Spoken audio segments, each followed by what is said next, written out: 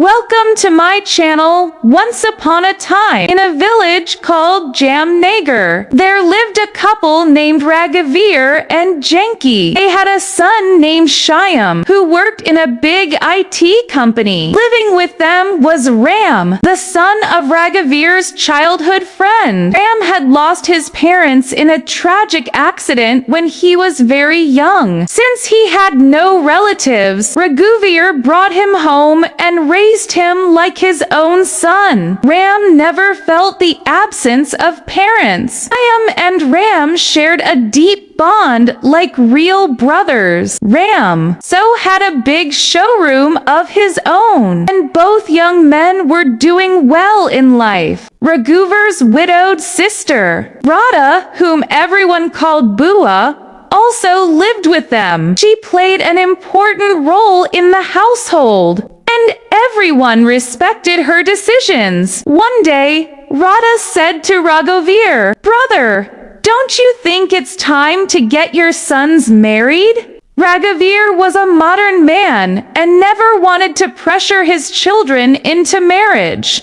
But because of Radha's constant insistence, he finally went to Shyam and Ram and said, "Sons, now that you both are earning well and life is going smoothly, I think it's time to arrange your marriages, okay? Father, as you wish," said Shyam.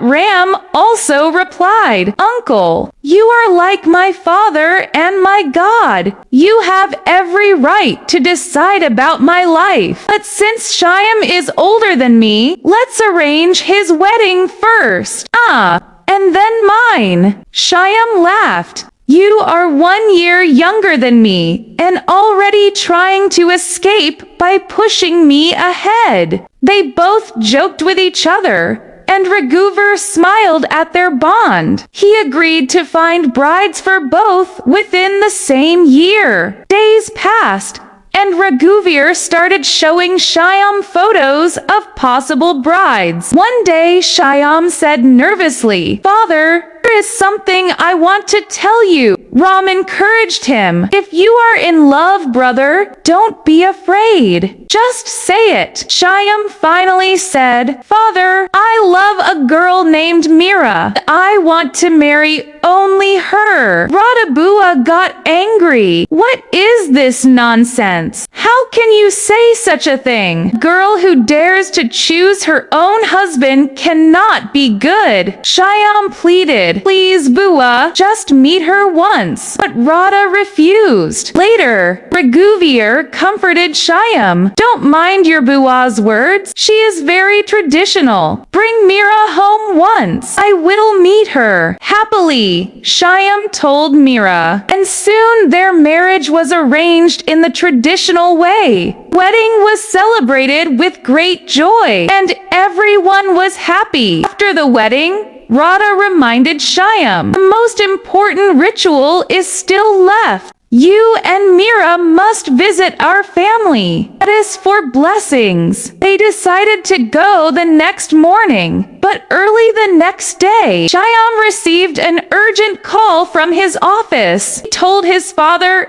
"If I go now and finish my work, I'll get 3 extra days off afterward." Raghuvar allowed him to go. Shyam told Meera, "I'll be back soon. Wait for me." But on the way, tragedy struck. A drunk driver's truck crashed into Shyam's car, and Shyam lost his life. Ram received the shocking news from a stranger who found Shyam's phone. His hands shook as he told Raghavir, "Uncle Shyam is no more." The whole house was filled with grief and cries. Meera wept bitterly. "You promised you'd come back soon and left me forever." After the funeral, Meera's parents came to take her home. But Meera said, "No, I want to stay here in Shyam's house." His presence is everywhere here. At that moment, Radhabua entered with a group of widowed women. She said coldly, "From now on, Mira must live as a widow. Her head must be shaved. She can never wear colorful clothes or ornaments again. This is her fate." Ram was furious. "Bua, how can you put such cruel restrictions on someone so young? Times have changed. Nobody thinks like this anymore." Radha replied, "I myself live like this. How dare you question me?" Ram boldly said,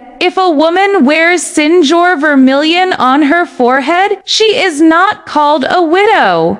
Right, Bua?" Before anyone could stop him, Ram took sinjor from the temple and filled Mira's hairline. Everyone was shocked. Radha shouted, "Are you mad, Ram? Will you marry this widow?" Is Shyam's wife Raghavir finally raised his voice. "Enough, sister. Ram did the right thing. Mira is like our daughter. Why should we punish her for fate's cruelty? Shyam is gone, but that doesn't mean Mira's life should also end. He deserves happiness." Radha's eyes filled with tears, and slowly, everyone realized their mistake. 2 days later, Raghavir arranged the marriage of Ram and Mira. With tears in her eyes, Mira told Raghavir, "Father, you gave me a new life. Shyam always said you would love me like your own daughter, and today you proved it." Raghavir replied warmly, "Daughter, it is my duty to ensure you live with dignity and happiness. Always stay blessed." He embraced both Mira and Ram lovingly. Moral of the story: we must adapt our traditions with time. Old customs should not cause suffering. True respect for culture means protecting human dignity and happiness. For more stories, subscribe to my channel.